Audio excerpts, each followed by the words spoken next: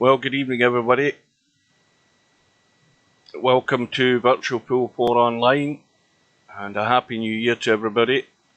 We're now into 2022. This is a tournament that started exactly 2 months ago, I think, if my calculations are right.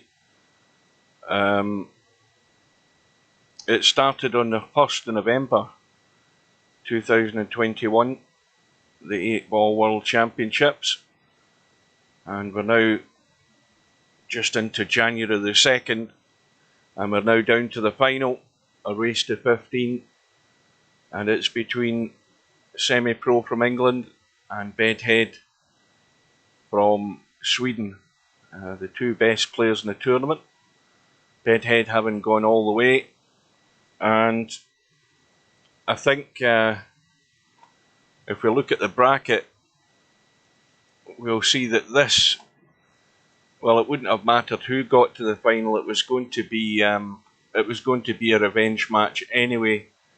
Had Stubb got through, but it's going to be a revenge match for Semipro because Bedhead put Semipro over to that one-loss side, and so Semipro has his chance to redeem himself, and it could be a particularly close match.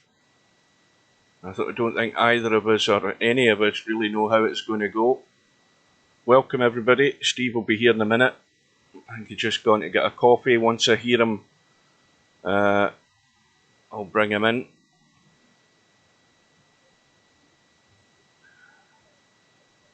Well, the only good news is that as far as I'm concerned, I had a good night's sleep last night, the first good night's sleep I've had for a while. And then I'll be back to work tomorrow, as it probably will be for quite a few of you guys as well. So we've got about, 5-6 minutes. And just while I'm doing that, I want to thank all the players for their participation and cooperation during the tournament. Many of whom arranged matches at a time where I could get them, and without their cooperation I wouldn't have streamed as many matches. This is a record tournament as far as that goes. There is a playlist on my YouTube channel for this event. There are 58 live streams, but I can assure you there are more matches than that, because some of the matches or some of the live streams had more than one match on them. Sometimes there's a crossover, and there's probably maybe 65 matches at least, which beats the record by quite a margin for the event. And as I say, thanks to all the guys for their participation and help. And welcome to everybody. I hope you had a good new year. I don't think the year's going to be much better than the last one, but then again, I'm not being pessimistic. I'm looking at the bare facts of the matter. I don't think it's going to be much better than last year. We're pretty much back to square one where we are as far as this bloody COVID thing goes. I don't know whether I've had COVID or not, but the one thing I can say is that one of the side effects of COVID is a loss of taste. And I've had that the last few days. I've been eating stuff. I haven't been off my food, I've been eating stuff, but I have lost all sense of taste.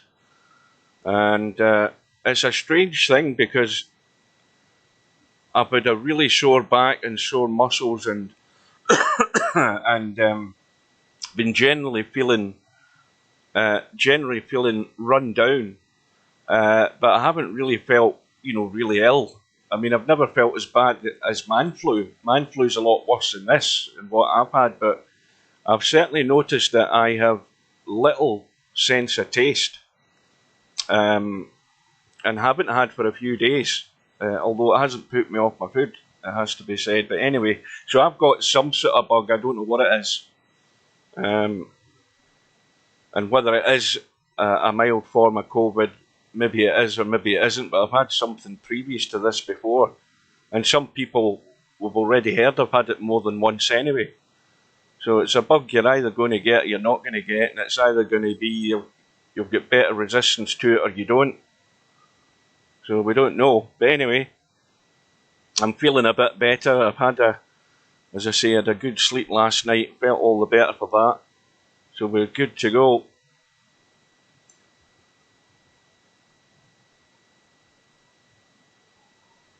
I think people have had this thing and don't know they've had it, to be honest with you.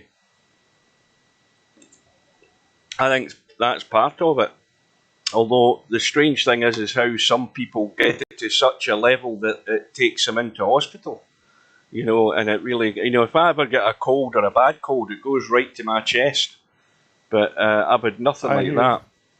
Right, I'm just tabbing out, guys.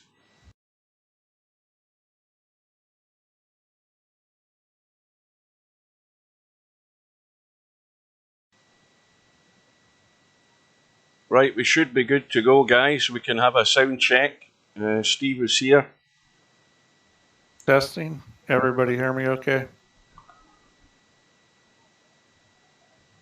Mic not up my nostril. Now, who's that on Facebook? Because that is Arabic, isn't it? Looks like it. Excuse me. Welcome everybody, wherever you're from. Well, I don't know how this is going to go, Steve, because I think it's got the potential to be a very high quality match. Although we might have put the mockers on that straight away by saying that, but we expect the best from them. Yeah, I mean, they're both playing good. I would make Semi the favorite, but there's no guarantee he's going to win. I mean, he's going to have to come out and play because Bedhead's been very solid. I expect it to be a close match. Well, the interesting thing is, I know it's only a trivial thing, but if you look at the stats, I've just brought the stats up. Now, the one I was looking at was the break stats, although they may well be broken by the fact that Stubb quit in a couple of the matches. But the one thing I think the last one with Semi, he waited and went through, but I had DQ'd him in the Bedhead, so Bedhead is missing some stats. Right. So that match. If we look at the Rack's run, Semipro has run 32. But the interesting thing is, even though Bedhead's stats are lower, he's ran 20. If you look at the 8-ball shot, they're actually the same percentage, I think, if that works out right. Semi-Pro shot 66 and he sunk 63. Bedhead shot 47 and sunk 44. So they both missed 3 8-balls. But the Rack's run, even with the stats being slightly nullified, Semi-Pro still has that in his favour, that he has the slightly better stats as far as that goes. The break stats, though. Even the Rack's run stats is, it's hard to look at that because Semi-Pro went to the losers bracket, so he played more matches. That's true, yeah. Looking at the breaks, I mean, balls in the break, Semi-Pro has had matches where he struggled to get balls. He's 0.8. If you look at Bedhead, he's 0.8 as well, slightly lower. Runouts from the break, Semi-Pro 20. You go down to Bedhead, he's only got 9. Although again, that's falsified. That's why I'm favoring Semi-Pro. I mean, I think he runs out better. I think he plays better patterns. I think they both play smart. I would give Bedhead an advantage in intangibles. I've seen Bedhead get out on racks that I never thought he would.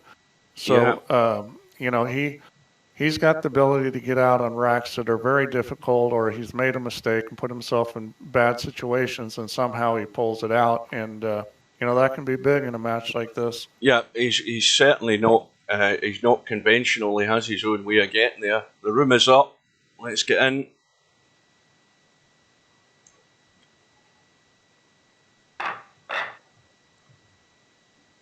Bedhead is already there.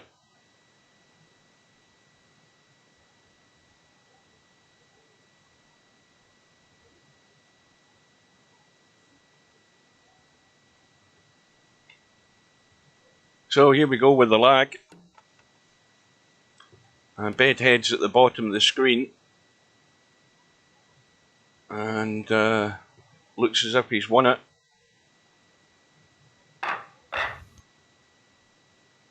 So race to 15. Off we go.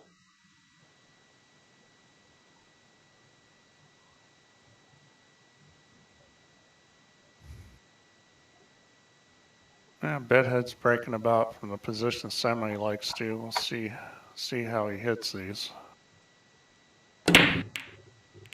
Very square. Usually when the cue ball goes straight back and forth like that, that's a good sign, but it doesn't look like he made anything. Yeah, there's a fair bit of work to do here in this first rack. Yeah, I mean, that 6-9 combo is a good shot if you can make it. It's a little bit funny at the angle it's at. I mean, that is a difficult combo to make. You really got to cut that 6 ball quite hard because the shot's going to throw. So you have to cut that way more than it looks. He's going to try to get to it a different way. Well, if that's what he was playing, that was a hell of a shot. Start calling him Corey Duel. Yeah, he might just lock up behind the 6 here. I don't know. I don't know what. I think he'll shoot it. Corey Duel will shoot it. He'd shoot it and he'd make it. He's good at these kind of funky little shots. Yeah, he's going to shoot it, I think.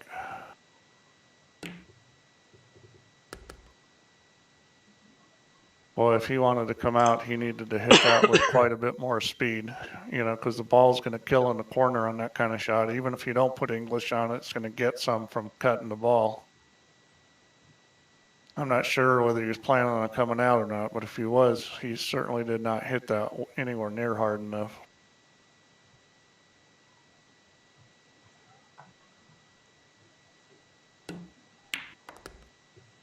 Well, the next shot is going to be interesting because he's going to need to play the combo, I think. I think he should be playing a 15-10 combo here. He's really got to figure out what he's going to do with this 13 ball because it doesn't go by the, he can deal with it right now. When he cuts this, if he hits this with draw, he can come right across into that 113 and bump it. And I think that's what he should do is, well, he did not hit it very hard and he backed it up. He could even play shape just for the 13. There was a gap there. Well, this not 15 quite sure cut. why he did that. This 15 cuts and he's got to get it obviously thin to make the cut, but can he avoid the 6 ball? Well, he's got English as well. He's on the path downward into hell right now. I mean, yeah. That 13 ball, he needed to play shape on that 13 or bump it or something when he shot that combo. I mean, he can get there from here, but you got to hit this just perfect because the 3 ball's in the way. You got to get past the 3 ball and get into that gap. And he failed to get past the 3 ball. Yeah, that's pretty much lost the game there. Yep. Yeah, I think he made a mistake when he shot that combination. He should have been playing shape on the 13. Yeah, it's a tall order now to gain any sort of control over this table.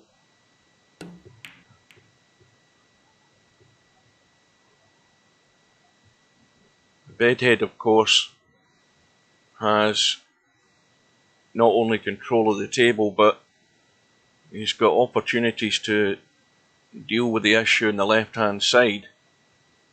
Yeah, he's going to have to move those balls. They don't go anywhere, and I mean, there's even no easy bank on that, The 7 cross corners or the 2 cross corners are the only banks. I mean, neither one of those is easy, so he's going to need to break those.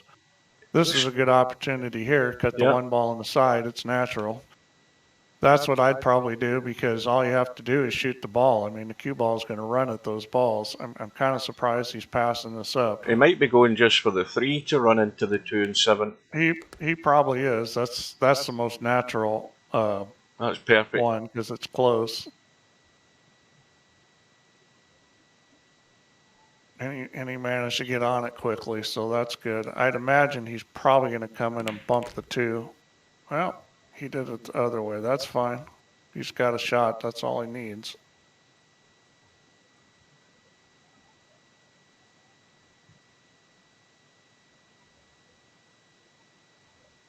See him going 7-6-2-1.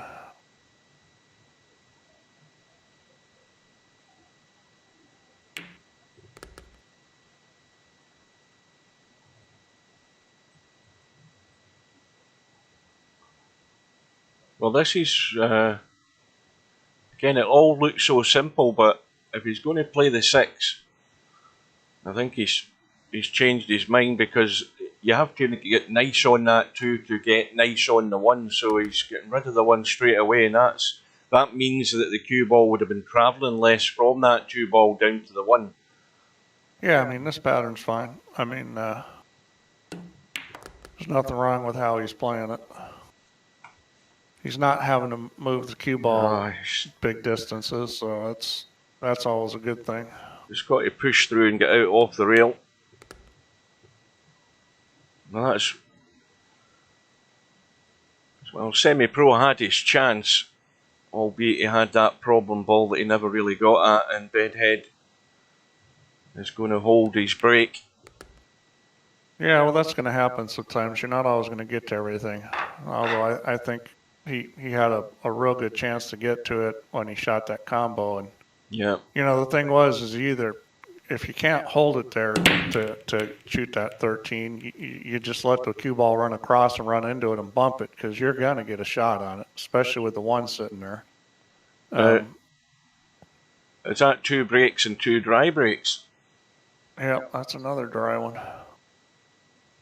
Well, this is an opportunity for Bedhead to take a nice lead here, and I'm sure he's going to take the solids. They're sitting a lot better.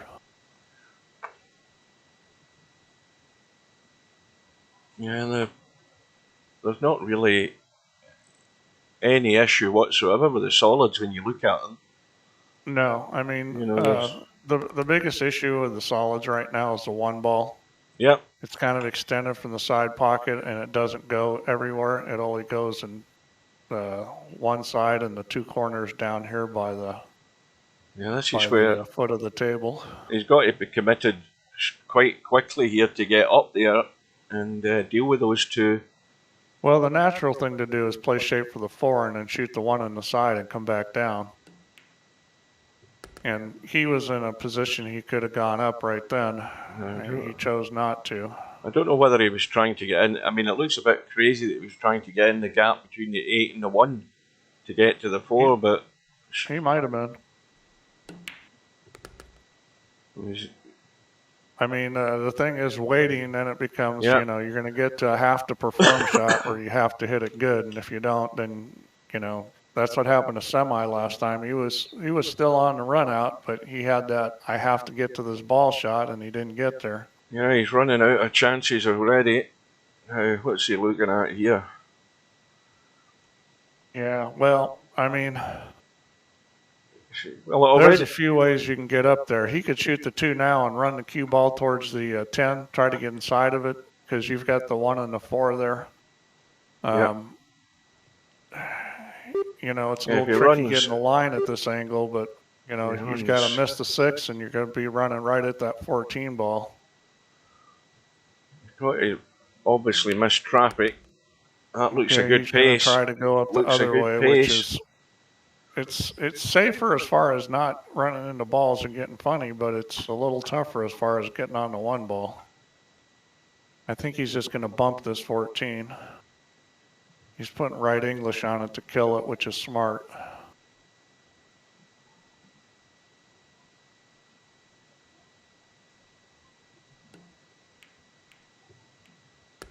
Yep.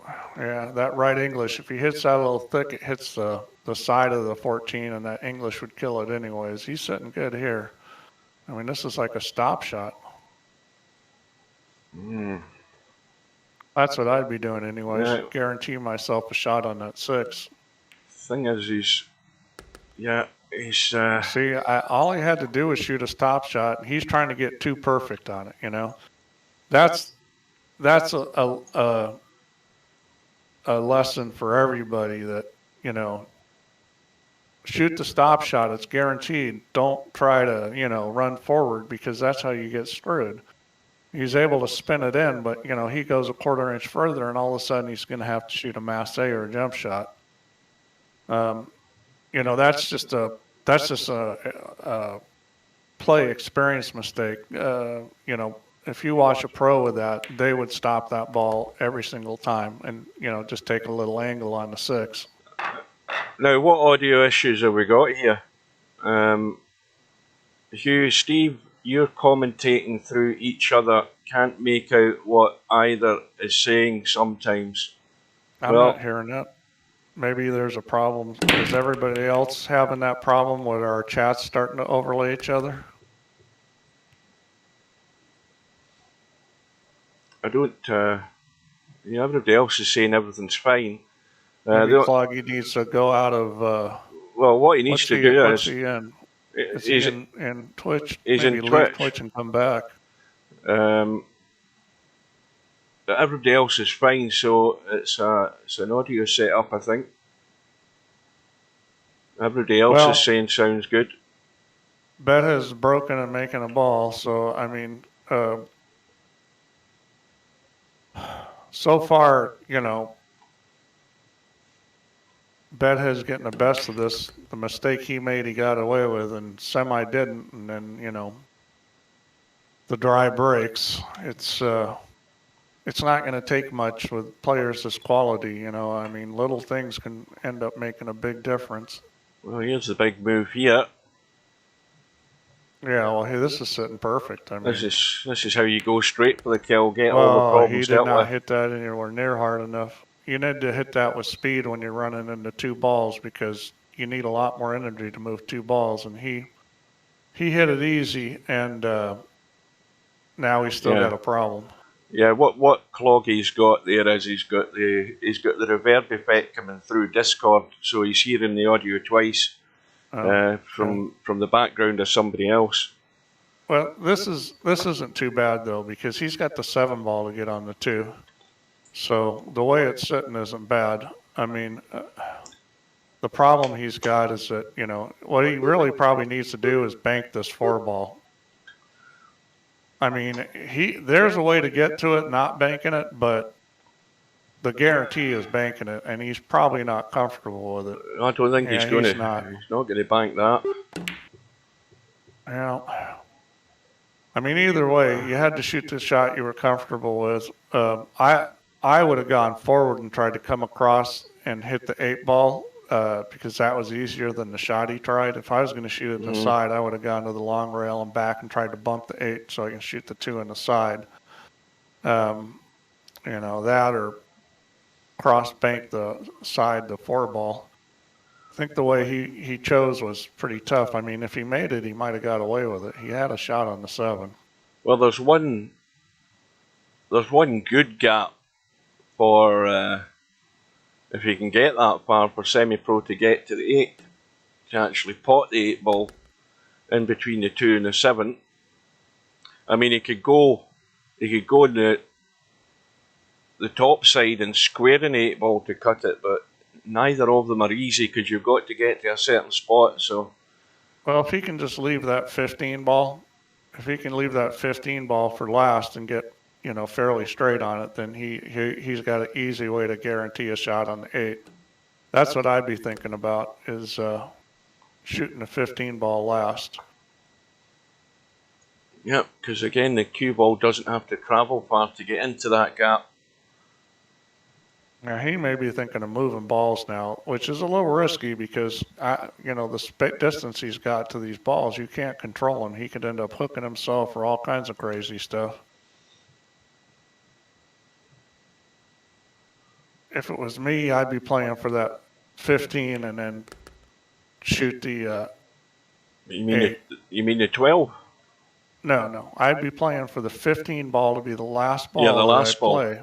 Yeah, and then the 8. That would be my strategy this wreck. And because he was looking like he was thinking about shooting that 9 and running up and running into like the 2 or 8 ball. Well, Oh boy. That's a biggie. And of course, the only thing that's good about the outcome with that is it's nothing's easy, but it's going to be a sore one. If Bedhead can somehow take this out, I think he's got to run into the 2 right now. I don't think it's in any great position where it is. So if he can cut the 7, yeah, he's going to bump the 2 here. Get a hit. That takes care of that, but you know, he did not bump it on. He let it get to the bottom side. He needed to put right English on that and get the cue ball to come up a little.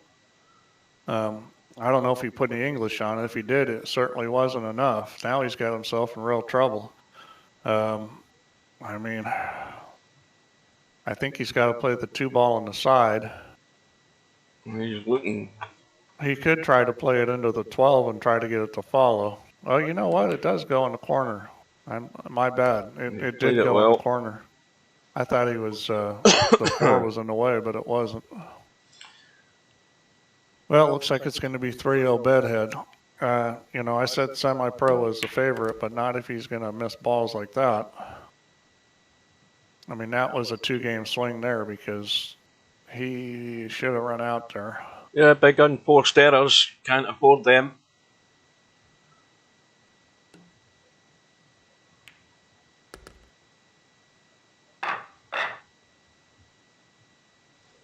Semi on his break. You know, Bedhead has been the most consistent player through this tournament. Well, he's got a ball. Yeah, I'm thinking I'd be probably taking the stripes. Yeah. Got the break out there with that little issue. I mean, this is not a simple run out. He's going to have to figure out how to get to the 9 and the 12. With the 9. If he can get to the 12, he's probably going to be able to get on the 9 from that. But, you know, he's got that 5 ball there, and you can't play the 14 off of it and make it, I don't think. So,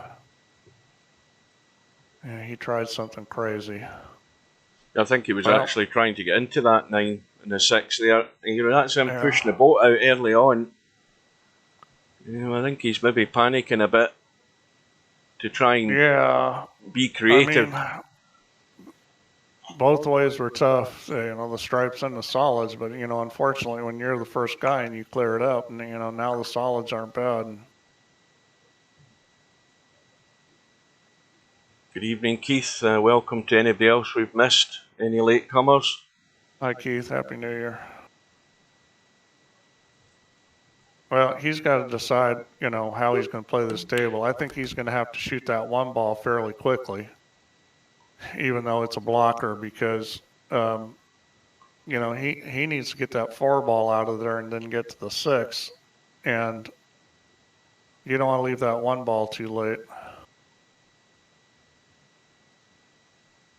I would be leaving these balls for release balls in case you get in trouble. I would be shooting a 1 ball right now and trying to get on that 4.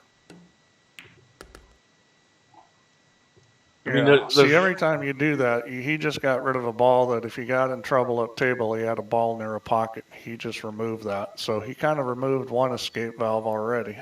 He's maybe going to try and go inside this 4 ball.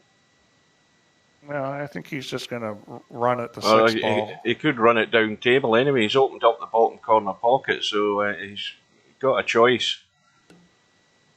He might do the 6 as well while he's at it. Well, you're right. He's going to come down table with it, which is fine. I think he will. That may have been his plan all along, and in which case that's why he removed the 5. And you know, I think that's a pretty good plan. I think his thinking was perhaps better than mine on this because right now it's looking really simple. Well, I don't think it's quite that simple unless he gets really good on this 3 ball to drop through for the 8, because the 8, remember, is blocked by the 14. And he's got to drop right through nicely onto that 8. Yeah, I mean, that's going to come down to a have to perform shot, but, you know, if he can get reasonably close to the 3 ball, that helps a lot. Now, ideally, he wants to I mean, be pretty he needs to straight. put this, he needs to put this ball in the middle of the table. He's a little Yeah. over too far. You know, if anything, he wants to angle the other way on the 3 ball. So he needs to make sure that he has an angle he can go to the long rail there, and that pretty much guarantees him a shot on the 8 ball. Yeah, he wants to be able to just roll Just through, like that. and then he can Yeah, just he's drop fine. through.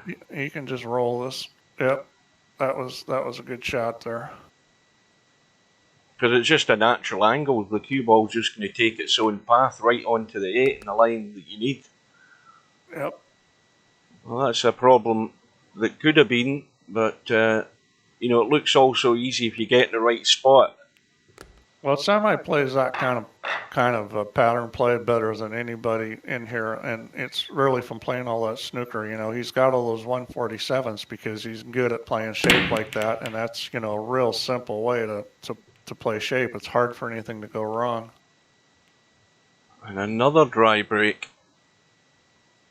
4-0 to Bedhead. Semipro needs to get himself into this game, but I was thinking the wrong thing. I was thinking that was Semi that won that game. Boy, where's my brain? All right, well, that just shows that Bedhead's playing the right way too. look at all of these stripes. I mean, both sets of balls are split apart from a 4 ball in the middle of the table. Look at them. You've got all the stripes at the I bottom would be end of the taking table. the stripes for sure here, and the reason why is the 8 ball's blocking a lot of those solids.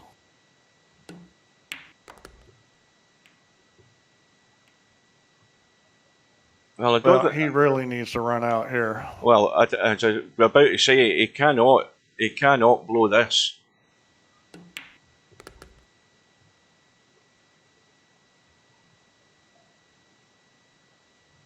Now, this is just stun shot, stun shot, stun shot, which is, you know. I don't think I've ever seen a table where all the balls have actually split into their own group at both ends of the table. That was pretty amazing. Apart from that rogue 4 ball in the middle of the table, we'll discount that one. Oh dear. Oh my God. Well, Semipro is he has lost focus. I think he's trying too hard, and he's not taking his time. He's going too quick. You know, he may have been trying to cheat the pocket there for some reason, and I'm not sure why. I mean, he had a lot of options to play those 2 balls. I mean, obviously you want to get on the one before the 8 where you can just run up table. I honestly thought he was going to play the 15 and leave the 10 for last with an angle so he could just run straight up the table. But, wow, I mean, that's shocking he missed that ball.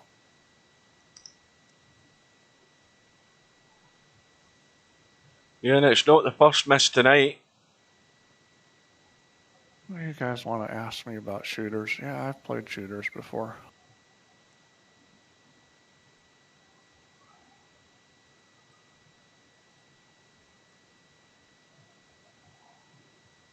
I think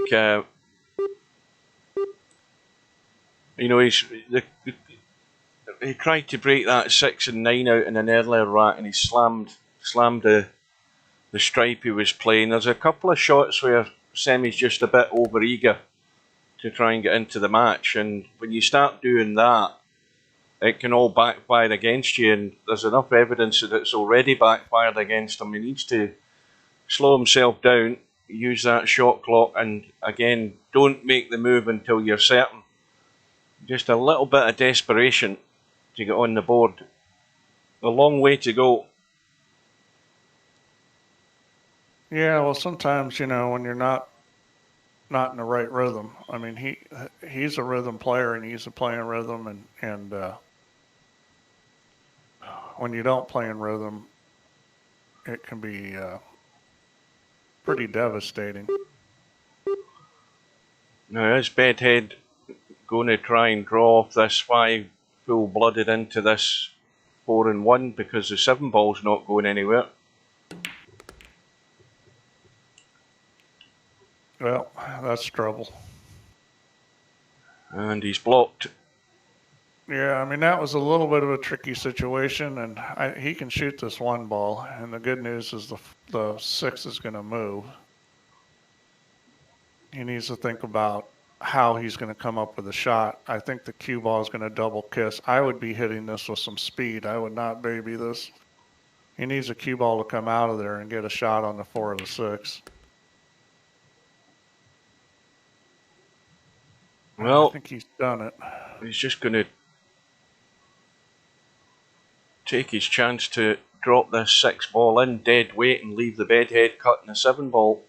I think he Or can go get into the across 7 twice. ball with this. If he juices this up with enough right English, I think he can hit that 7 ball. Does he want Now, it? Does he want to hit it though? well, I mean, I think he's just gonna nurse this in. Oh, I see. Yeah, he was able to just lay it dead weight there. Now I wish we're assuming this guy's Arabic on Facebook, but I wish he would use Google Translate and then just paste in what it is he's saying so I can understand him. Well, there's still plenty of time. Semi is not out of this, but obviously he's going to have to play better. Yeah, and he can help himself by, steady himself down a bit. You look at the pace that Bedhead's playing at. That's that's a better rhythm than trying to just push the boat slightly. Well, there's nothing wrong with playing faster, as long as you're in your rhythm. And I just, I'm not sure why he's making mistakes, but yeah, the thing is though, Steve, he's to settle down. He's not in a rhythm, so he's you have to work your way up to it until once you've started potting 2 and 3 balls and you're into a little rhythm that way, then it's a better opportunity to settle down. He's just a little bit desperate in a couple of shots.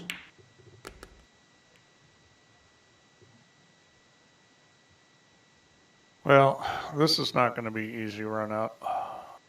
Well, it's definitely doable. He's on the stripe, so probably going to go 15, 14, 9, or that's what I'd be looking to do, is try to get to that 9 ball. Stun over and shoot the 14 and then the 9 and both in that corner pocket. See, this is a little tricky shot. Like he's going to roll this. Get it pocket weight.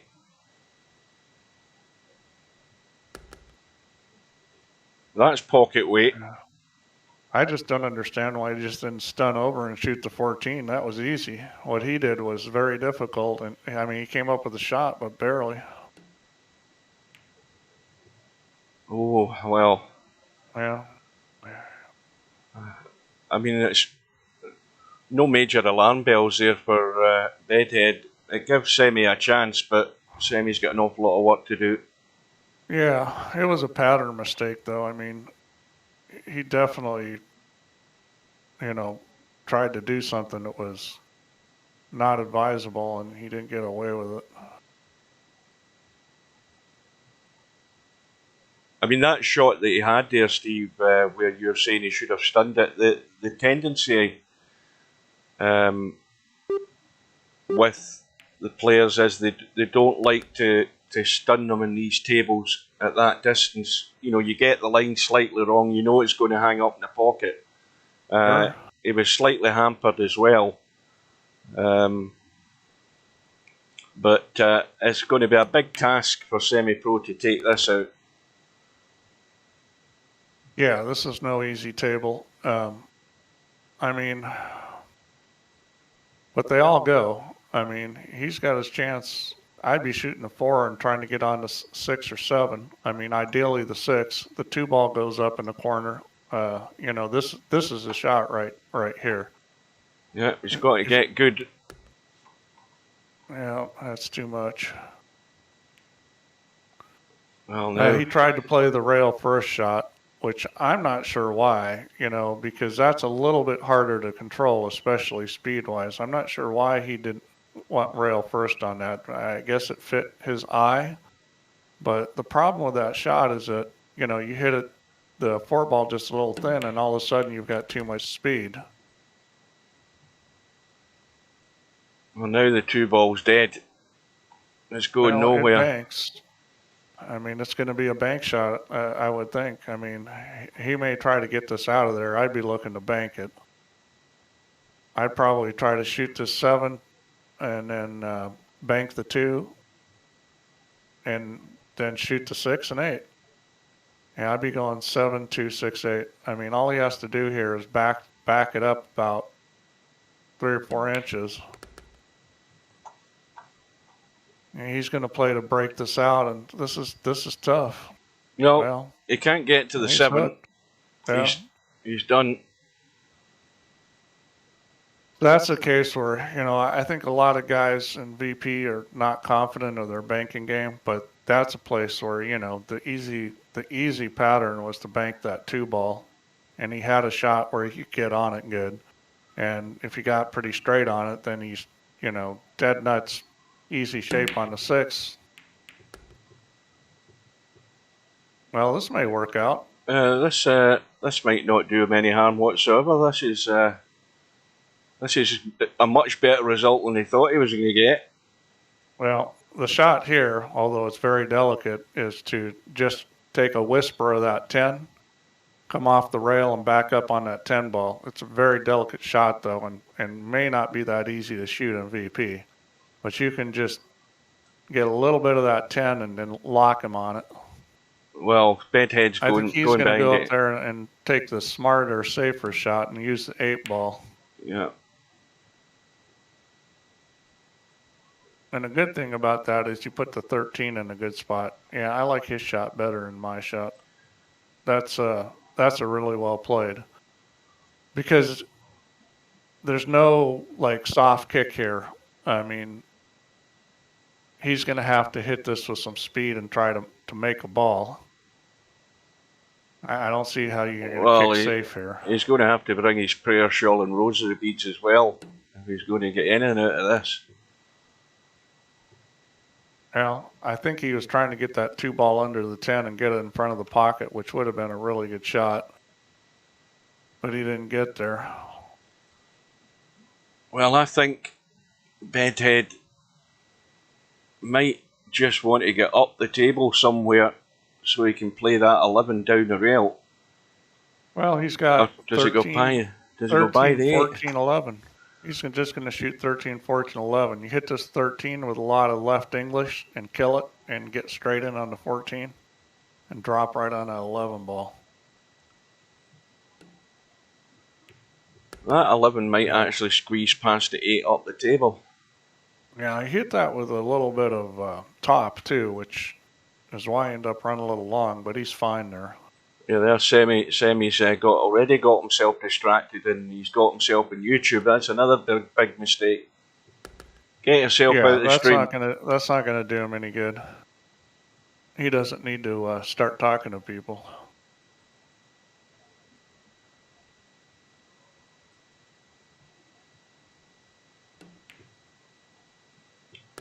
I mean, the challenge in these things when it's not going is to reduce distractions, not increase them. Yeah. That's what causes people not to play well is they're getting distracted one way or another, you know, and it's usually distracting themselves. But I don't think being on YouTube is going to help that. I can't speak for everybody, but for most people, I would say that's not going to help. Well, Bedhead couldn't have asked for a perfect, better start than this. No. I mean, Semi can still win. I mean, he plays good enough. The problem he's got is that, with alternate break, eventually, you're going to get behind enough where you cannot come back without a lot of help, anyways. Couple of balls gone. But, Well, this is where you find out if people got heart because, somebody with heart is going to come in there and come back and win this thing. And, it takes a lot to do that because, you got to be focused and not give up and play really hard and play really well to come back and win from this kind of situation. I mean, it's doable, but yeah, but he's going to have to really dig in. There's got to be a big contribution by Bedhead on that part to help Semipro back into this. With alternate break, he's going to have to help. Yeah, but I mean, Semi's going to have to play perfect. I mean, he's just got to. He's got to put some pressure on Bedhead. Like he's got to win a few racks in a row and make Bedhead think that this may not be so easy. Because right now Bedhead's having a proverbial walk in the park, and he's very relaxed. And he needs to think, gee, maybe I could lose. And Semi is the only one that can make him think that. Now this is a little tricky one. He can stun into the gap, but this could go wrong if he gets it too heavy because he could end up hooking himself here with this 6 ball. He could stun into the gap between the 9 and the 13, and the line that it's taken is dangerous. Yeah, the problem with that stun shot is it's going to want to run behind the 10. Yeah. I mean, you can hit a stun shot with a little bit of left English and check it on that rail. That's a tricky little shot. He's got a bit of left English on it. I don't know whether he's going to go back and forth, which I actually like better. You got to hit this with speed, though. You got to hit this pretty hard. He's going to try to shoot in the side pocket or the corner. No. He got a little funny, but he's fine. Well, this is where he's got to stun this. A nice little firm stun just to yank the cue ball across for the 8 into this bottom corner here. This is just a little one. Oh boy! Well, he had to go for it. Well, I mean, always I didn't tricky think though. He missed that ball. Sometimes players get a little too focused on the cue ball shape and do something like that. I mean, I didn't think it was that hard a shot. Oh, he almost missed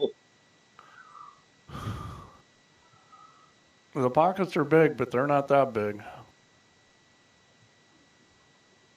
Well, Bedhead's made very few mistakes, so I mean, that's maybe a second or third one. So he's everybody's going to make some mistakes. I mean, he's played really well. See, this is dead straight in the 11. That's the problem with this shot. I mean, the pockets are big enough you can cheat him a little, although Semi's not having good luck doing that so far. Now the problem's that 9 ball. He's got pretty well behind it.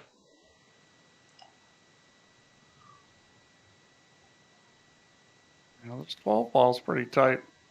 It does go past the 7, though. Okay, here's where I'd be thinking about just stopping it so I don't have to hit it so hard and leave an angle. He's not thinking that way.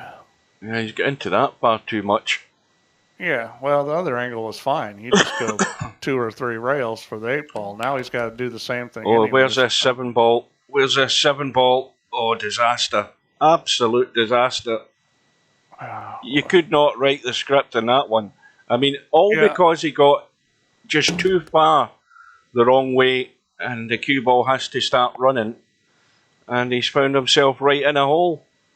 Well, I mean, he really should just stop. He took a chance with that 12 ball of missing it because it was tight past the 7. He should have just stopped the ball, taken that angle, and it was easy, like 2 or 3 railer. You shoot the 14 in the side and 2 or 3 rails on the 8.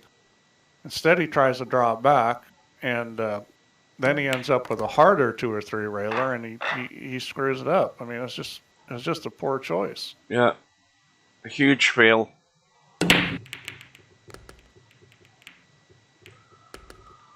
I mean, he should have never been in that position he was on the 14. He had a simple, and again, that's that same thing that I was talking about earlier, is trying to get too perfect a shape Yeah, when all you need to do is stop the ball.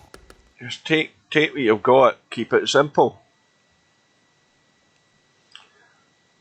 I mean, this is tempted fate here, but this table, look where the 8 ball is. Nothing to do to get on the 8 ball. You've just got to pot these balls. Guaranteed Yeah. 8 ball, and I think he's got himself in trouble. He did. He just underhit that. I'm not sure what he was thinking. Well, it went by, so he's okay. And he's going to end up dead square unless the spin works, and it hasn't. And this is another testy one. Oh, this is perfect. Just go long rail, long rail.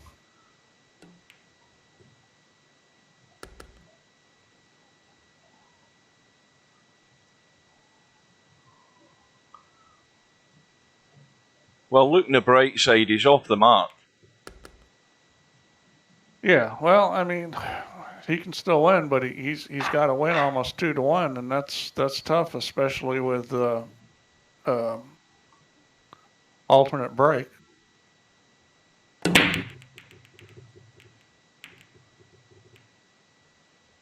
And the ball has gone.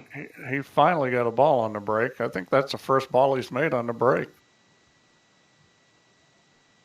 I mean, he's got a pattern here where breaking bad is when he starts making mistakes, and I'm not sure if he's letting the poor breaking bother him or what, but the matches he's played poorly in, they've been both mistakes and bad breaks. Yeah, but it was Bedhead's break, Stevie. You think this is semi? My bad. Yeah, I'm thinking winter break. Well, no, but I was just saying with Bedhead, with Semi, the times he's played poorly, Yeah. or is when he's not broken well, and then he's made a lot of other mistakes. I think he lets the poor breaking bother him. And this is all Bedhead has to do to win, is just have a high percentage of successful breaking runs. You want to hear about you want to hear about poor breaking, Steve? I'll tell you about poor breaking in a minute.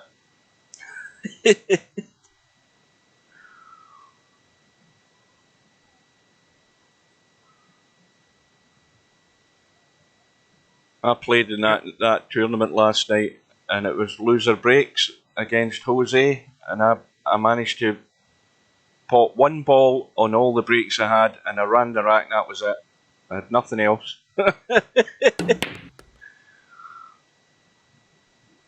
Yeah, well, I mean, trust me, I know all about that, more from real life.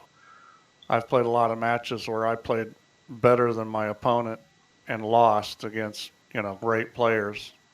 I played Oscar Dominguez, didn't miss a ball. I lost because I didn't break well. I played Santos, outplayed him. I lost because I didn't break well. I mean, the list goes on and on.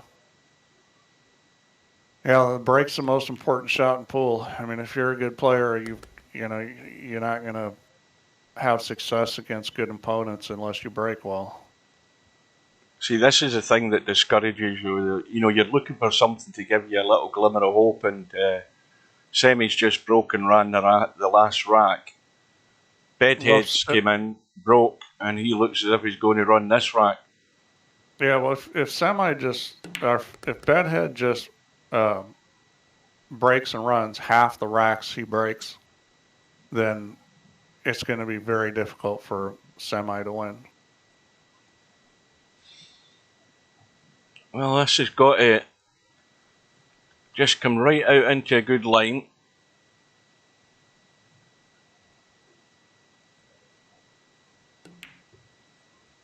Pace is good, line is good, staring down the barrel. Yeah, I mean, that's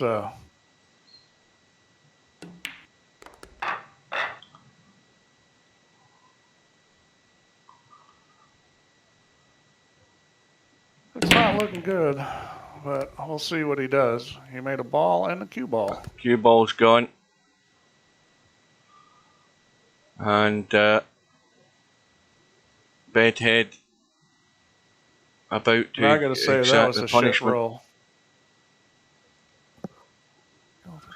That was really a bad roll. I mean, but that's what ends up happening when things are going wrong. I mean, it goes all wrong sometimes. Yep.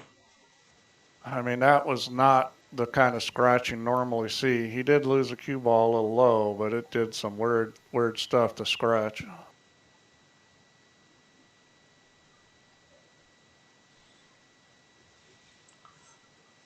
So Bedhead just trying to work out in his head where he's going.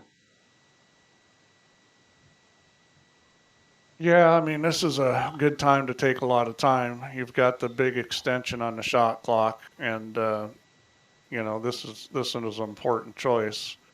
They're both sitting pretty good. I probably like the solids a little better, but they're both good.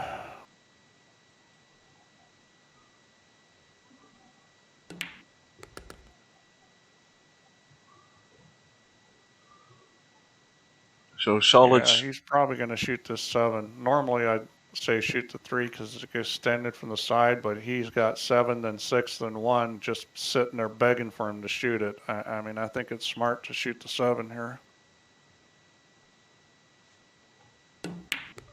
That Oh boy. Well, I thought he'd pull up and stun over, but he can just go straight forward on this. This is actually easier shape than stunning over. Less can go wrong. All he has to do is follow it. I don't know why he's looking at the 1, but I'd shoot the 6 and then the 1, but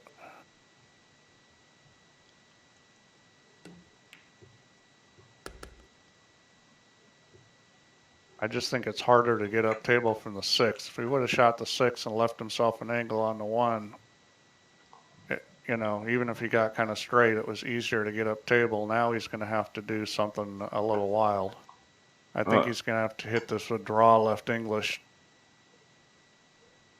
just to kick it in behind the 8 ball and punch it up the table. Yeah. He's going. He's just going plain straight ball. draw. That's fine. Yeah, he's funny on the 3 now, though. I mean, this is... He's going to end up on the short side of this 4 ball unless he really does something with the cue ball. Yeah. And he's trying to stun across. Yeah, that was tough. I mean, he may have hit that max power. Yeah, there was not much angle to work with, but now, of course, the cue ball running up and down all over the place. He doesn't know really. But the one benefit is if he gets the pacing right, he can use that middle pocket there. It's a big pocket with that 12 ball over it, or 13 I'd ball. probably try to run into the 10 ball here. I mean, the shot he just hit to get on this 4 was a very good shot. He was on a good line. Yeah. Big middle pocket. That's perfect. Or up the table, whatever he prefers. I think he'll go on the side. No, he's called the corner, I think. Yeah, just to spite me. Doesn't matter. I mean, the corner's fine too. They're big pockets, both of them.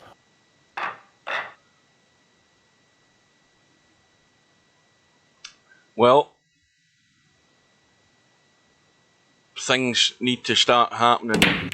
Well, I think they're past the stage where they have to start happening, but they really do need to start happening. And as far as Semipro is concerned, if you're in his corner, he needs Bedhead to have a dry break, which he has done.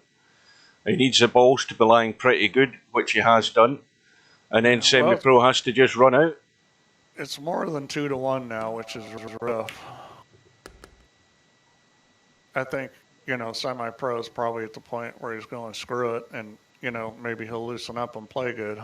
And then, I think Bedhead's going to have to give him some help. I think he's at the point where even if he plays well, if Bedhead continues the way he has, it's going to be hard to catch him.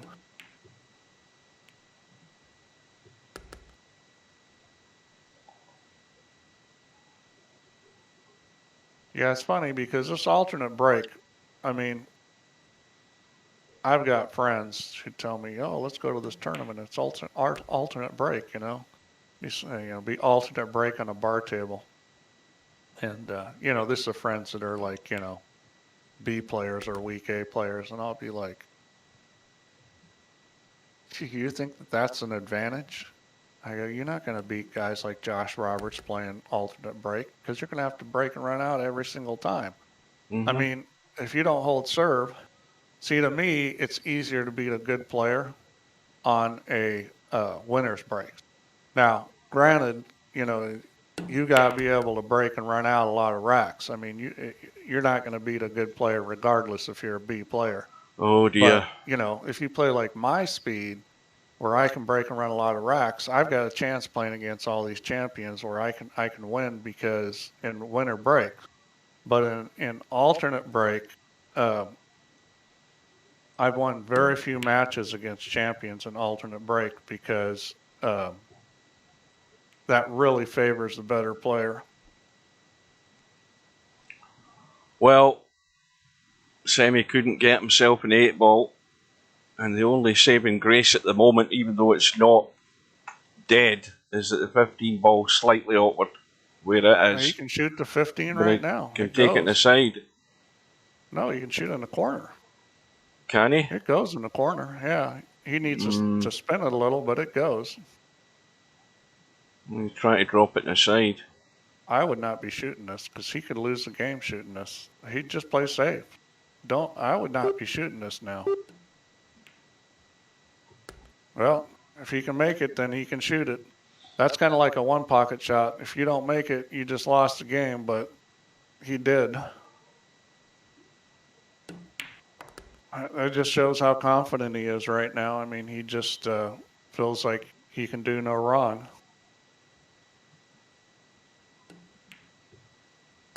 And you got to give Bedhead a lot of credit. I mean, he's played a very strong match.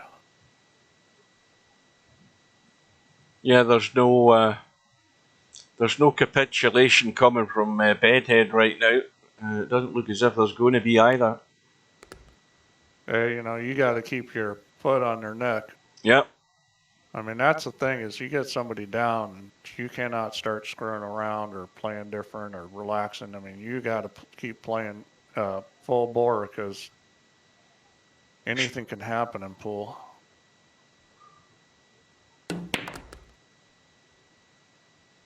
That everyone pleased I'm getting destroyed. I don't know. I'm not pleased. Are you pleased, you? No, I wanted to see a good close match. I actually thought Semi was a favorite in this thing, but I mean, I thought either player could win. I thought it would be close no matter what. I didn't think it was going to be like this.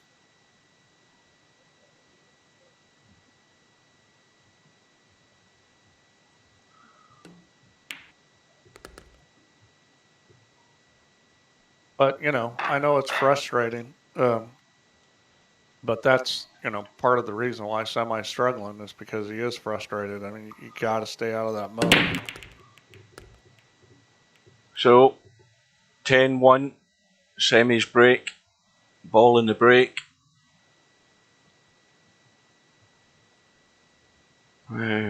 Again, these balls are pretty damn good. Yeah, I mean, Just got to weave your way really into the gaps.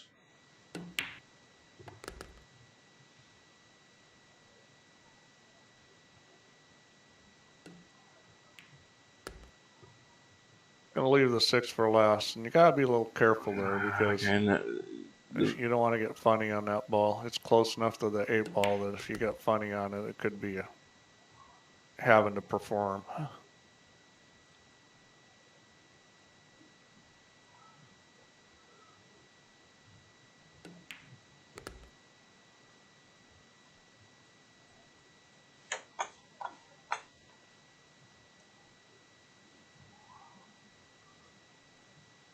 Okay, well, I mean, I think he's just gonna roll into this. Oh, he was pretty straight. He was able to just bump back. Okay, he's good.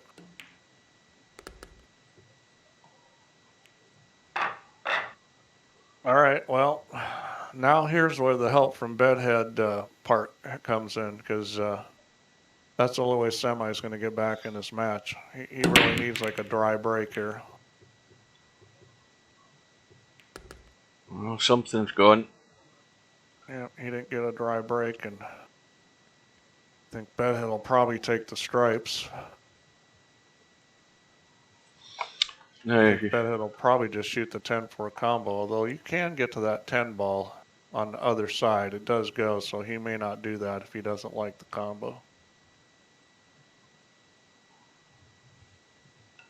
I mean, you can go 14, 9, and as long as you can get straight enough on the 9, you can come down and shoot the 10 in the other corner. 10's really the only trouble here. I think he's probably going to do that. Well, I'm not sure what he's doing. I think he's getting rid of the 11. Yeah, I would have left that for a little while, but that's fine. I mean, the 10's the real issue here.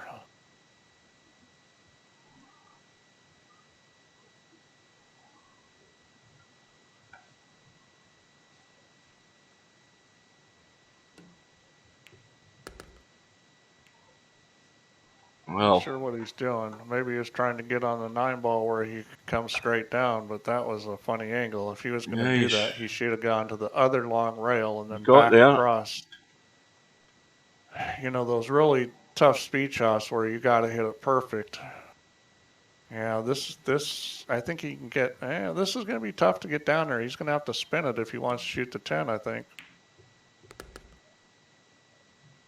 Well, he was able to not spin it and get a reasonable shot on it.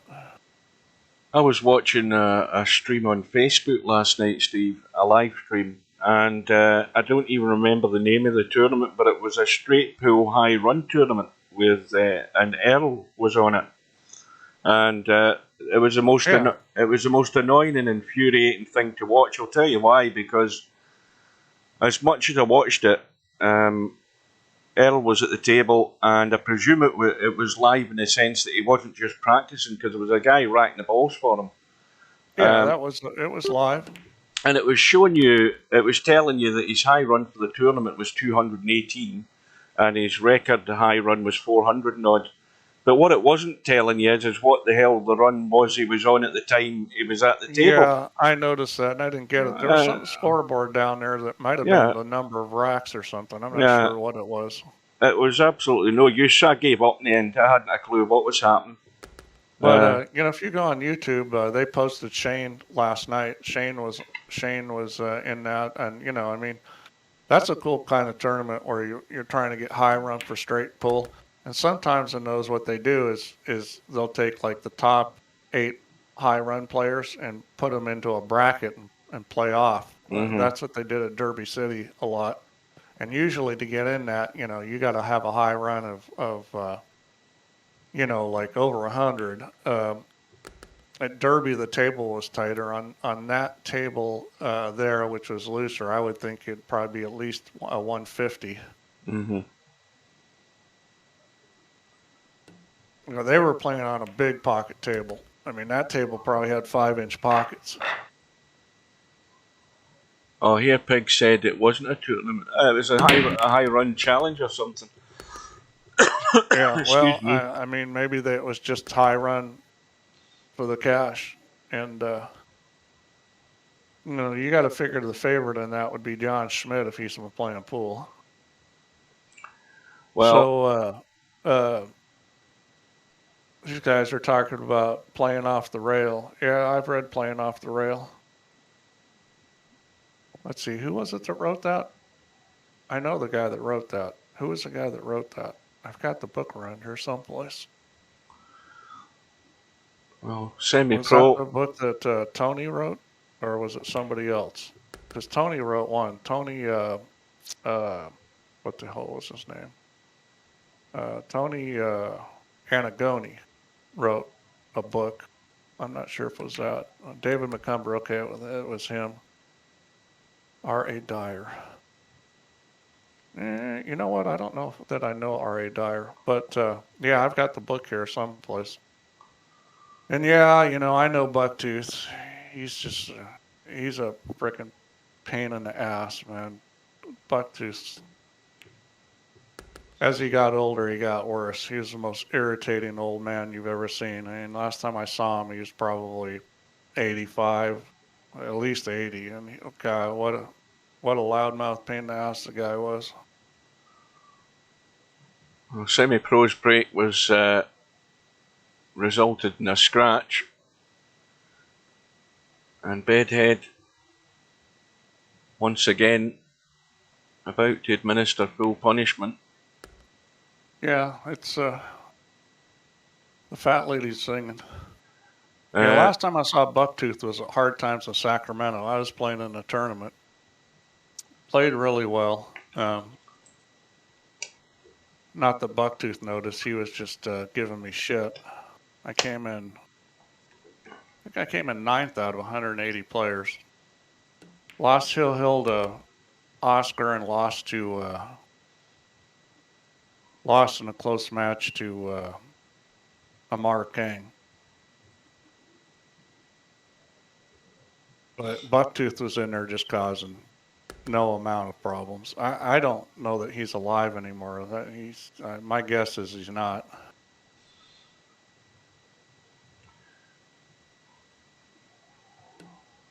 Yeah, Tony Anagoni ran the PPA league. It was a handicap league.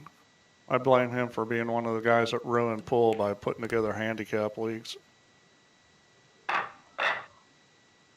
But I'm pretty sure Tony's dead now. I think he died a few years ago. Yeah, I think Semi-Pro's pretty much close to his grave as well in this match. 12-2. Bedhead breaks off. Once again, a ball in the break. And not an ugly table. He's got to pick his way through them again. Well, the guys earlier on, somebody mentioned earlier on, now again I'm going by anniversaries here, they're asking what should the next big tournament be. Well, it should be straight pool. Yeah, I think we'll probably do straight pool. It should be, because it's past its anniversary. I was looking at that on the playlist on YouTube earlier on. I think it should be exactly the same settings as it was for the last event as well.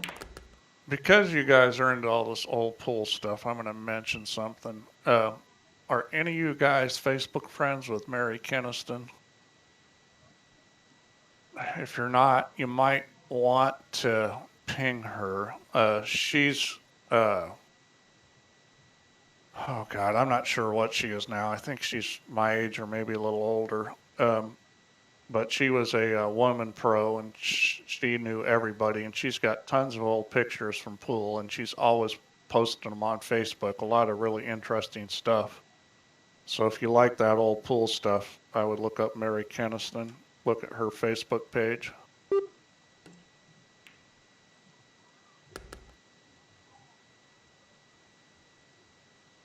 Those stripes.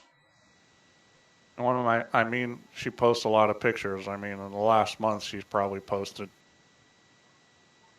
30 or 40 old pool pictures. Oh, well. Just a glimmer.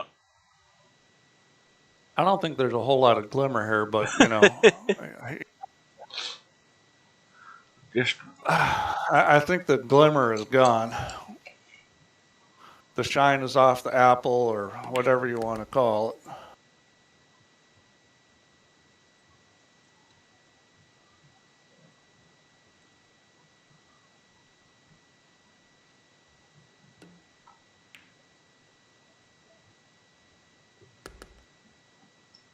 I haven't. That's actually one thing I haven't seen many posts about on Facebook recently about Jeanette Lee. I mean, I think the first post that I saw about her, she was sort of not quite at death's door, but it wasn't a good prognosis. And then the next thing I hear, she was playing in a tournament or something. Yeah, she played in a tournament close to here. I didn't go up there. It was in Aiken, South Carolina. A friend of mine, Mike Newsom, owns the room. And I've played in a lot of his tournaments in Augusta.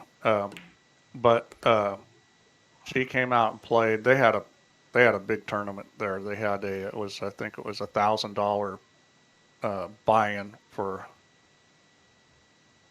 I know it was at least one pocket and 10 ball. I'm not sure if they played anything else, but it was a really strong tournament. I mean, I know Shane was there. I mean, there was a lot of good players, but Jeanette came and played in the women's event.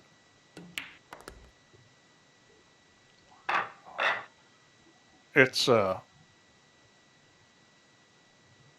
it's sad. I mean, I don't, know the details of her health situation, but usually people that are in that situation or they have stage 4 cancer, It's they have surgery and then they have radiation and chemo and you know,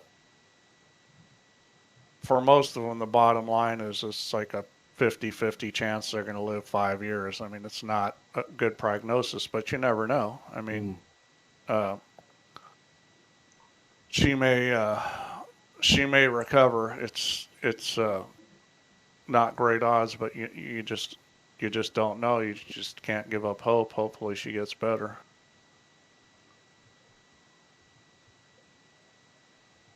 Bedhead now 3 away.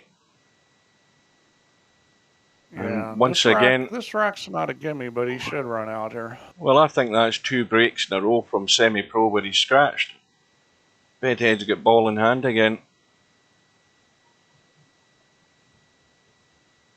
Yeah, well, it's an interesting thing because Semi got off to a bad start, and I think he let it bother him. I mean, the same thing happened when he played Stubb. Stubb got off to a bad start, and Stubb let it bother him, and Stubb played terrible.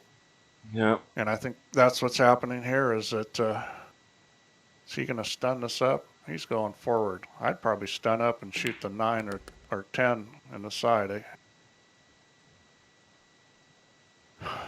He's gonna go a different route. Now he's a little funny here. Yeah, he's running into balls here. This is not good. I don't like this.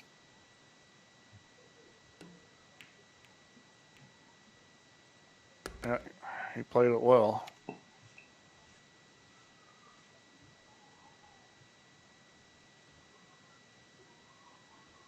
Yeah, there's Spud Boy saying he had stage 4 10 years ago and he's alive, so that's good. Hopefully he's cancer free still.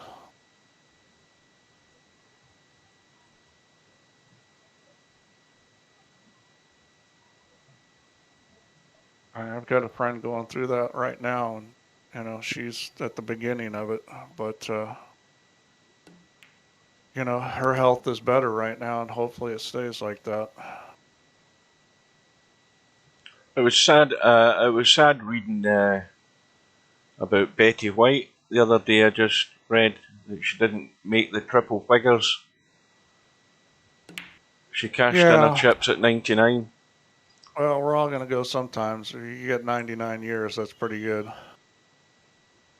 I read a thing as well that when she had her TV show back in I think it was maybe the late 40s or early 50s, that she had a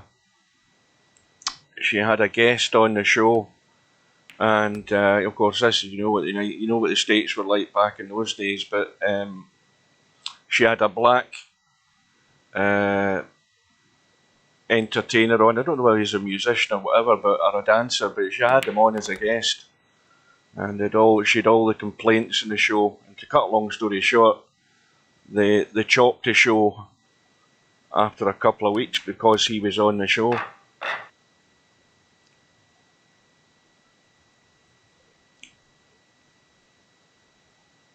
Yeah, well, 99 years is that's an accomplishment. My grandmother lived to be 104. She was born in 1896 and died in 2000. So she lived in 3 different Well, centuries, which is pretty amazing. that's not a bad straight pull run, Steve. 104. No, I mean she was born when there's no cars. She grew Yep. up with a horse and buggy. I mean, it's amazing. She went through, people that were born then. She went through World War I, She went through the Depression. She went through World War II, the Korean War. I mean, Mm-hmm. just when a lot of bad stuff happened in the world, we've got it pretty good now. I mean, anybody complaining now just ought to think about what it was like, back then. Except most people now are too busy on their phones to, even notice.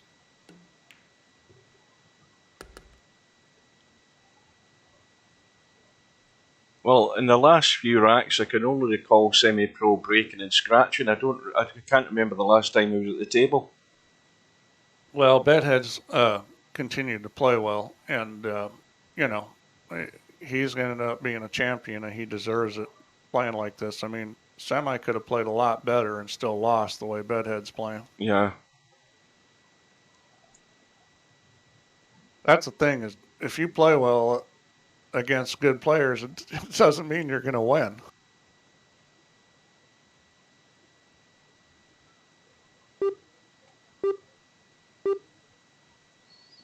What saved Spud? Yogurt and dill pickles. Boy, we're all going to start eating a lot of yogurt and dill pickles, I guess.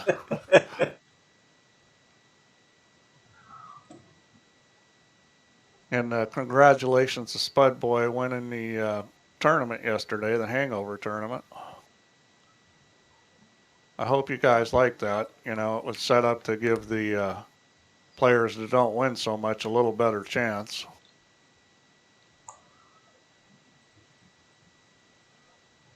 Yeah, well done, Spud Boy.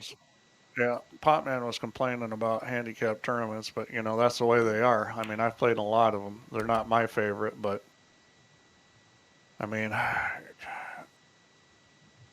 if you're, you know, B player, you don't have much of a chance even in a handicap tournament unless it's a tournament like the one we had last night. And I think what's Spud Boy? He's an A player. So it was nice to see somebody win that wasn't quite so highly ranked.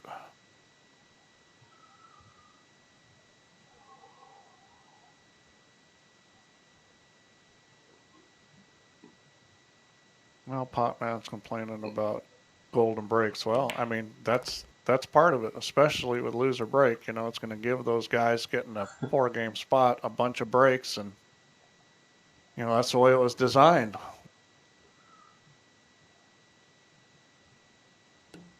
So Bedhead one away. You guys got no idea what it's like playing with big handicaps. I've played in tournaments where I had to go to 11 and my opponent had to go to 2. Try playing that match, 11 to 2. And I've played in matches like that. I played in a tournament where, let's see, I was going to 9 and my opponent was going to 2. I didn't miss a ball and I lost 2-1. so you guys want to complain, like, trust me, I know what it's like to lose those kind of matches. It's, I'm not going to tell you, that everything's okay and you should play in them if you don't want to play in them. But, I mean, you got to be aware going into it that it can be ugly. Yeah, I remember I was playing 9-1 against this woman. Now, she didn't play much, cool, but 9-1, and I lose the first game. So, no, I take it back. It was 9-2, and I lost the first game. So she's on the hill, and I got to win 9 games. And I won the match, but she had about 3 or 4 chances she could have won. Well, you must be talking about somebody who could barely string 2 balls together, though. Hey, I've played in tournaments where the people that were rated 3 could run a rack. So they played. They weren't just complete novices. I mean, they could run a rack. I mean, it would be like maybe like a strong C or a weak B player on VP, and they're going to 3 games, and I'm going to like 11. So, I mean, it's brutal. I mean, Mm-hmm. it's brutal. You gotta You got to play close to perfect pull. You might as well, it's like playing a champion just about. The only thing you know against those players is you're probably going to get more chances at the table than you would against a champion. But, you know, if you don't do something with them, you're going to lose. Yeah, you guys got no idea about handicaps. You start playing people 11-3 that, you know, can run a rack and see how you like it. I remember Tony Chohan was playing Archie the Greek in one pocket. And Archie the Greek probably plays like, I mean, well, let's put it this way. He probably plays one pocket better than most of you guys do on VP. And Tony Chohan was spotting him 14-4. That means Tony's got to make 14 balls and Archie had to make 4. And they were playing for 1,000 a rack. And Tony Chohan was losing.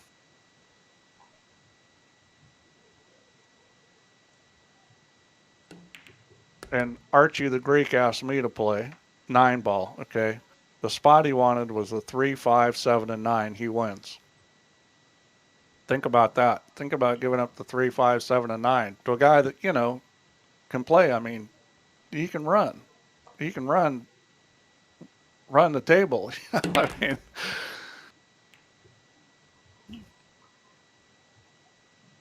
if I'm as good as you, well, I mean, I'm not that good. I didn't play that game with Archie. I said no, thank you. They want to play that game for 5,000. I was no. I'll keep my money instead of give it away. Well, but yeah, I mean, I understand about the handicap spot, man. I mean, it can be tough, but you know, you just gotta buckle down and play like you're playing Bedhead, and because you're gonna have to play that good probably to win, giving up a big spot. Well, it's all over, folks. Yeah, this is looking like he can handle this.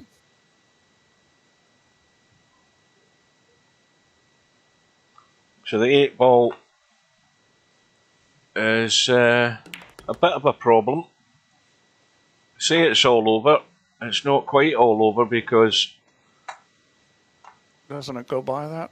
This 8 ball, it goes by the 13. He's got to get on it good, but it goes by it. Right off the jaw. Yeah, well, he didn't get on it very good. He's going to bank it. Okay. That's probably a better shot. This one you want to spin because it gives you more room. All the way. So well done to Bedhead. Well, that was a disappointing match. Yep. I love you UK guys. Unlucky semi. No, that wasn't unlucky. That was, well, God. I don't think I can even say it in a nice way. But it wasn't unlucky. No. Bedhead played great. I mean, you got to give Bedhead a lot of credit there. I mean, he kept semi in a funk by playing great.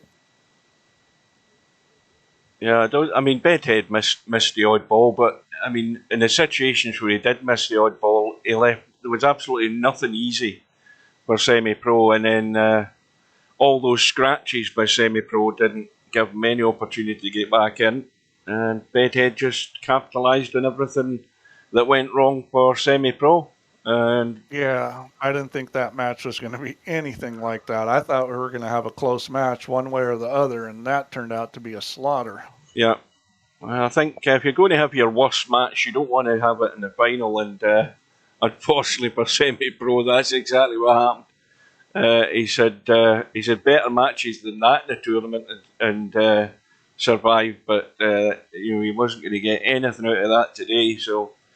Well, you got to give Bedhead a lot of credit because he was the most consistent player in the whole tournament. He never lost a match. I mean, yep, unbeaten all the way through. Took Semipro out twice. You know, he's deserving of the title. So well done to him, and well done to all the other guys that took part. So what do you guys want to do next? A straight pull? Is that what you guys want to do?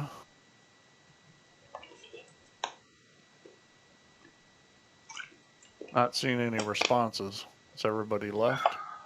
Well, as I said, it should be straight pool by the anniversary has gone past Yeah, I since the think we're last one. probably due. Now, one thing that I'll announce that if you guys are still here, I got an announcement on a new feature is I've put Filipino style rotation into VP4 Online. And Well, that the needs rules are, that needs an explanation. trust me, just finding what the rules should be was difficult. And I'm still not 100% sure I have them right. There is some information online about it. I got some of it from watching just guys play. The problem is there's some variations on the rules that some of the really big matches uh, use that were, like televised matches. So um, I'm not 100% sure. So maybe some of you Filipino guys can take a look at it when I get it out. I've got a few guys testing right now. And when we get it out there, maybe some of the Filipinos can look at it and give any advice on what they think it isn't correct. But I think for the most part, the rules are going to be uh, correct. And it's a lot different game than playing rotation um, as we've had it. The rules are actually kind of weird. If you see people play it, you're gonna you're gonna be like, huh? If you go on YouTube, a matter of fact, I'll give you guys a, maybe a link or two. Um, I'm gonna see if I can pull a link out. I'm gonna post it in the lobby. Okay, here's.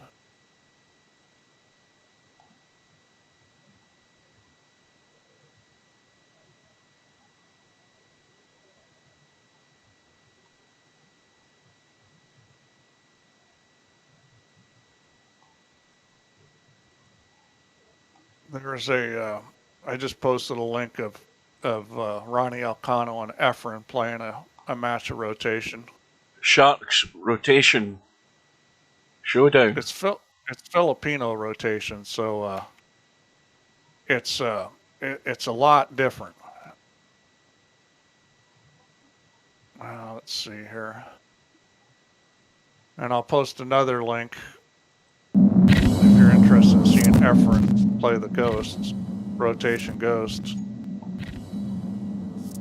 Although all the funny rules don't show up in the ghost, so you're better off looking at the match that I posted because that's actually going to give you a chance to see the rules. They have some very funny rules, like if your opponent shoots a shot and you're completely snookered, um, you have your choice of shooting it, or you can have that low balls put on the head spot and your opponent has ball in hand and kitchen. So you have a choice when you're hooked. There's some other strange things too, like well, actually, I think blackball has this rule. If you're snookered, or no, if you're playing a kick off a rail, you don't have to hit the object ball or cue ball to a rail. You can just bump the ball, like snooker does. Mm. Um, it's it's very different, but because of that, those rules really change the nature of the game. It's much different. But truly believe that one of the reasons why the Filipinos are the best players in the world is because they played a lot of this rotation game because it's super difficult. It's a lot harder than 9 ball and 10 ball. So that one link I posted, if you go there, that shark shootout, the sharks, what do they call it? Sharks is a guy that's uh, streams a lot of matches. There are tons of matches in the Philippines that have been done by Sharks. 10 ball rotation. They do team things. They do gambling things.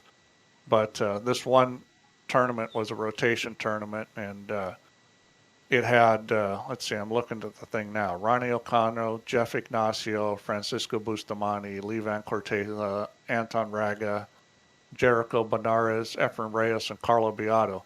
So if you just took that field, those 8 guys, I would consider probably all top 30 in the world, and 2 of them, Raga and Carlo Beato, I would put in the top 5 in the world right now. So, we're talking great, great players.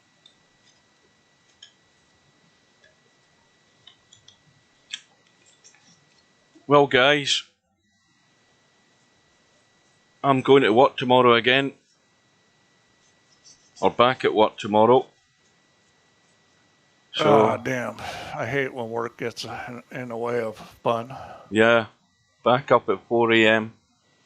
So, it's checking out time, chaps, if anybody's still there. Thank you all for watching. Yep. Thanks for taking part, Steve. Yeah, we'll get a straight pool tournament set up next for the World Championship. Probably start it in about a month. Yeah, so I'm heading out. I'll bid you all good night. Thanks again for watching, chaps. Good Stay night, guys. safe, and we'll see you again soon. And well done once again to Bedhead.